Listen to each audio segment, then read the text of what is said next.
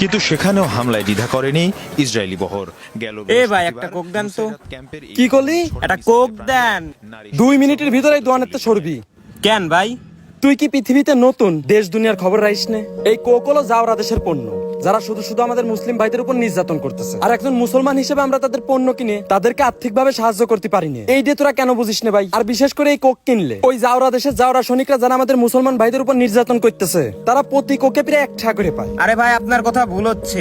এলাকার বুরান ভাই যে বললো এই যে যেখানে যুদ্ধ হচ্ছে মানে ফিলিস্তিনে, ওইখানে নাকি কোকের ফ্যাক্টরি আছে। তো আমরা শুধু শুধু কোক খাওয়া বাদ দেবো কে? তা ওই হালা কই? ওই হারুর দোকানে। চল।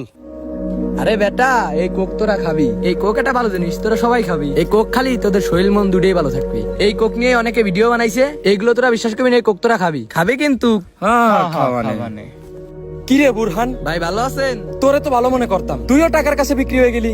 আরে ভাই আর কেন না শরমের কথা। তো ভাই আর দেন না ধমক, আসেন 2 ভাই মিলে কোকে মারি একটা চমক। তোর কোক, কি ভাই খাবেন না? তোর কোক খা ছুটন। আর এই কোকা কোলা না খেয়ে খা একটু বাথরুমের গু। আর তোর মতো টাকার কাছে বিক্রি হওয়া বোরহানদের মুখে আমরা সাধারণ জনগণ মারি থু। চল সবাই নিজ নিজ জায়গা থেকে সচেতন থাকবে। মনে রাখবেন, খারাপ কাজ করা আর খারাপ কাজকে প্রশ্রয় দেওয়া কিন্তু একই কথা।